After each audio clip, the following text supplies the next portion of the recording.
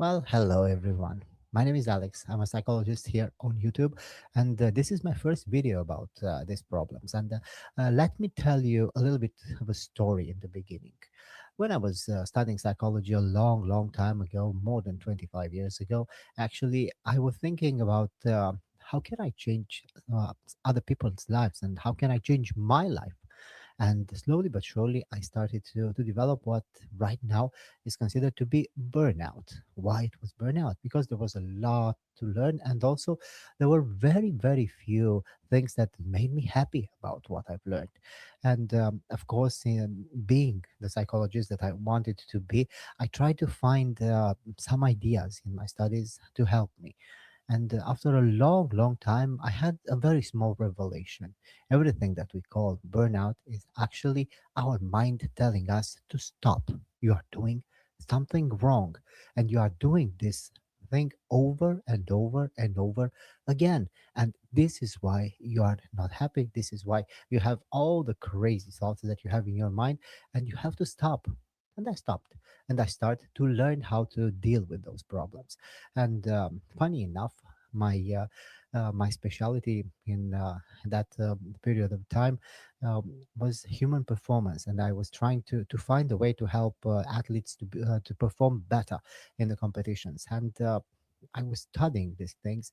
I was trying to understand what was going on, and finally, I understood a lot of things, and all those things were very important for me at the time because they taught me how to deal with this type of problem. So this is a very small intro. Let's talk about today's topic. And first of all, why therapy doesn't work for the burnout?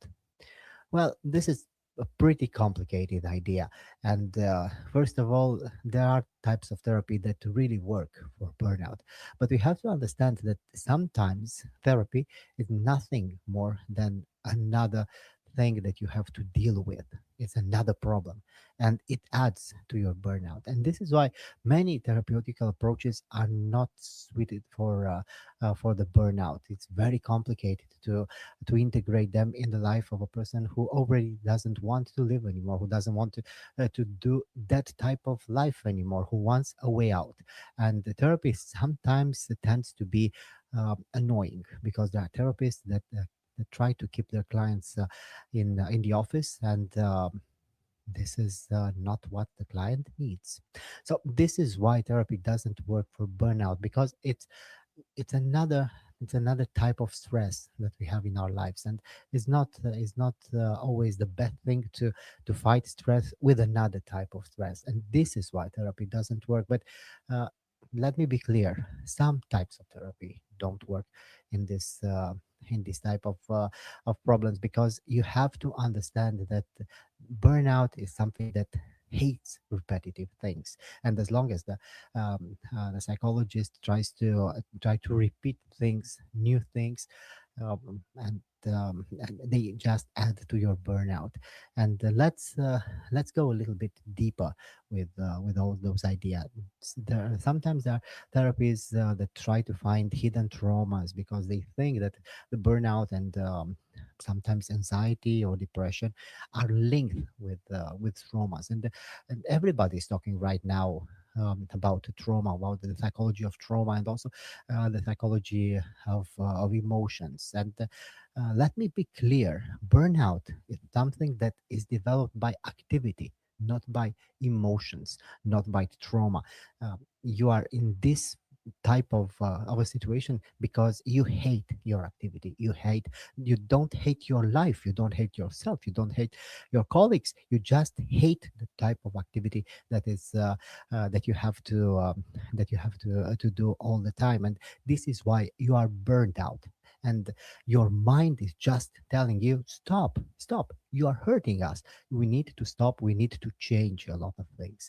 And this is why you have to trick your mind into all those ideas. But we are going to get there step by step. So let's begin with the beginning. Let's call it like this. uh, what is the real problem with the burnout? First of all, we have to understand the stress. Um, we are built evolutionary in order to cope with stress. Stress is good.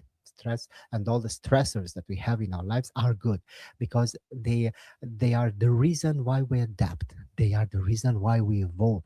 They are the reason why we are here and now, and we understand exactly what's happening with us. And we are doing this as a species for a long, long time. So we know to deal with stressors, but we have to understand that coping with stress, it's a very, very complicated type of activity. And in order to generate the adaptation that we need, we have to have at least two or three things. First of all, we have to have the stressor. The stressor is changing everything inside us.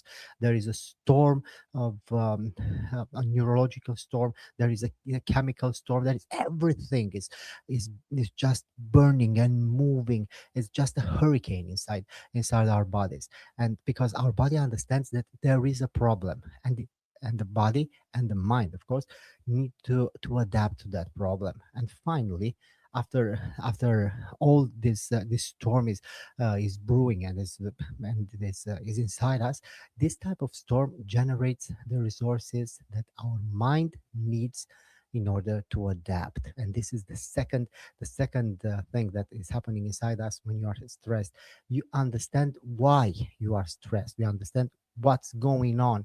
And this is very, very important. This is the moment when we start to adapt. And as soon as we understand why we have the stressor, we understand how to cope with it slowly, or sometimes extremely quickly. It depends on the stressor. And so we have, for a moment, we have the stressor, we have the insight, we understand that there is a stressor and why we are stressed. And then we have the adaptation. Our mind and our body, depending on the stressor, starts to adapt, to change in order to be able to deal with the problem. And as soon as everything is fine, that type of storm is starting to slow down, to be we are more relaxed. We understand what's going on in our lives. We understand why the stressor was there, and we understand uh, how to deal with the stressor. And this is the third part of this type of activity. And here, this is the most important thing, and I have to explain it a little bit longer. This is the moment when we succeeded to adapt to the stressor, but our mind needs to understand and to classify the stressor.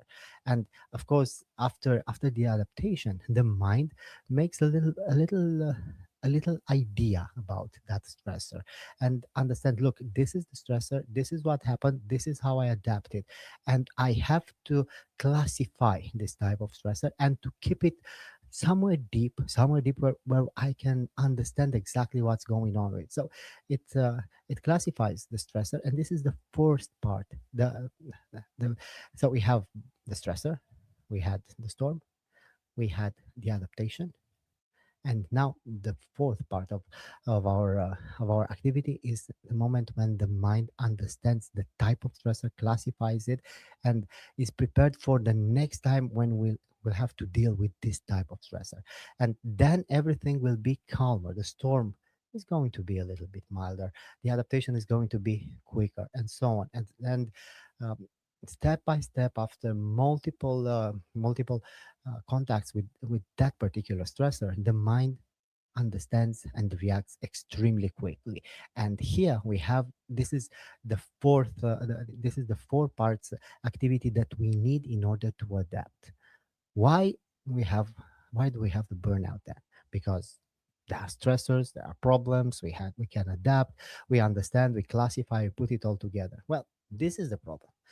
What I've just discussed before, the activity of relaxing and of understanding the stressor and dealing with, and the insight and everything else, it's something that is happening in a normal way. Well, what means a normal way? We don't have a lot of other problems, but the modern society has a tendency to use people to put us in very complicated situations. So the burnout appears when we have a lot of stressors coming from us, from all over society, family, work, and so on, and all those things are attacking us, of course, um, at the same time, and we don't have enough time to react. We don't have enough time to use all those four parts of activities, and we don't have the end. We don't have the reaction. We don't have the adaptation. We are always in a storm, always trying to adapt. And as soon as something seems to be adapting, exactly in that moment, something else comes up, and we are always in the storm. And of course, that storm, of course, I'm using it as a metaphor. That storm is nothing more than our capacity to live. It's our life force, because we have our hormones, we have our neurotransmitters working overtime in order to be in this to solve the situation. And of course, we get angry. Of course, we are not able to sleep. Of course, we are not. Everything turns um, turns out to be very bad for us. We are exhausted. We cannot go any further. So this is why this is when the burnout is at its let's call it best, because it's best for the burnout, it's worse for us. But this is when the burnout is uh, is overwhelming for us. And this is when we have to understand that something has to change.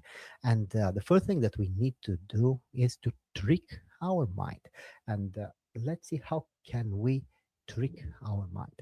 First of all, we have to understand that the burnout, even though it's formed, it's a very it's a very unclear type of stressor, but it's made up of a lot of stressors, and there are so many of them, and none of those stressors are solved. None of the problems are resolved. So this is the problem. This is why we have so much tension, and we have to understand that the burnout is a type of stressor, a type of very complex stressor, and we have to compartmentalize all the parts that lead us to burnout. And this is why we have to start to trick our mind into seeing everything that is happening to us as as a stressor. And this is the very important part of our mind. Our mind was designed to deal with those type of problems, with all those stressors and everything else. And all these pathways um, are automatic. We are not. We cannot use our consciousness to help them to put them together to influence the outcome. But right now, what is very important for us is that our mind is able to help. And this is why we have those very, very nice things that are called habits. And those habits are, psychology of habits is absolutely amazing, but we can use it to trick our mind. How? First of all, the main problem with burnout is the fact that we don't understand what type of stressor we have. So our mind is not able to classify the type of stressor. And here comes our trick. In order to let our mind to classify, to work as it works generally, to classify those problems, we start to classify it. And we this is our first thing that we are doing. We are doing the insight from our consciousness towards the habits. So how can we do that? We understand, look, i'm I have a problem. I have burnout, and I have to deal with this. As soon as we are doing this, our mind starts to understand that that stressor is not as bad as it was before. Why? Because our mind has a target, knows what is wrong. Is wrong. This is what's wrong. We are in burnout. We have to deal with this. And as soon as we start the thing, our mind starts to help us. Tries to stops a part of that storm that we are talking about. And here is the point when we have to deal with those problems, and we have to slice all those stressors very, very, very thin, and to start to work with each and every one of those stressors. And this is the approach that always works. And I'm sure you are going to find a lot of therapists that can help you with this. If not, I have my method, and I'm going to show it to you step by step on this channel. Well, let's move forward because as soon as we tricked our mind with the thing, we have to understand that there are a lot of problems. First of all, as soon as we understand that there is a problem with us, that we have burnout, we have those type of problems, something else that is going to be complicated, and this is dealing with our OCD tendencies. Why? Because burnout is is feeding our OCD, and our OCD is feeding our burnout. So we have to understand that the most important thing in dealing with burnout is to make this type of this idea of healing not not a task, but a way of living. And this is very important. Why? Because as soon as a person with burnout finds another problem, finds another task, that task is becoming a new stressor. And everything that we worked so far, everything that we tried to solve is going to get back, and the storm is going to be bigger, and we have to start all over again. So be very, very careful when you are trying to deal with the burnout. Don't let it transform into a new stressor, because as soon as this happens, you are going to start to use your OCD, which is already a little bit working. Because as soon as you tell me that you have a burnout, for sure you're going to try an OCD test, because for sure there is something going on there. Why I'm telling you this? Because there are a lot of studies that show us that OCD and burnout work hand in hand, and they don't work for us, they work against us. So take care with this type of approach. And a very important thing is the fact that we have to start one step of the time. Well, why? First of all, because we don't have energy to start with everything at once. We cannot solve this problem today. It's obvious. You cannot solve this problem today, so we have to take it slowly, step by step. The first step is to understand the fact that you have a problem and I have a problem. Maybe it really doesn't matter.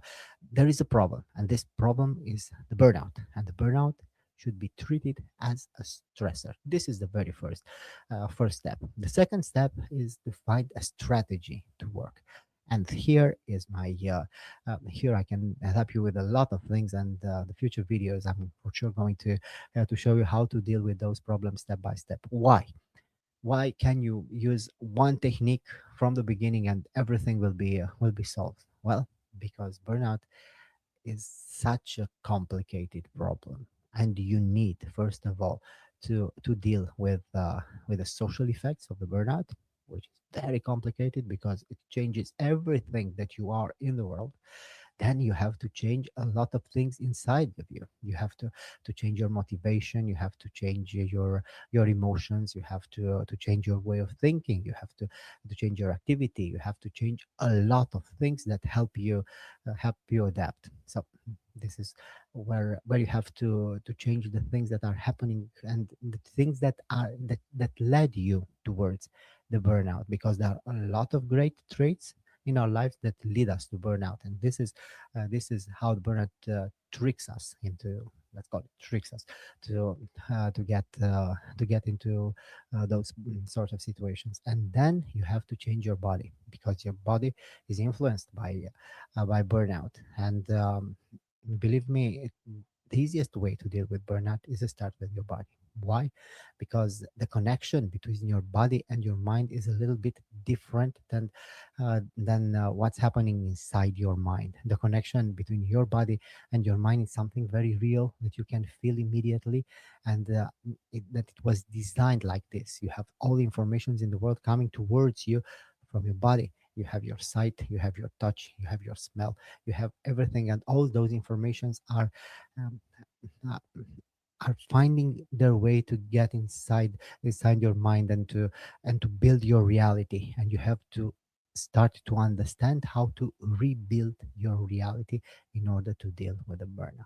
So this is a very short introduction. I try to keep it very short, though I think it's a little bit long, and I really hope it's helpful Our next videos will be about all those things, and I'm going to try to retaliate everything, and maybe you will find this helpful. Until next time, take care, relax, and try to adapt. Nothing is as bad as it seems.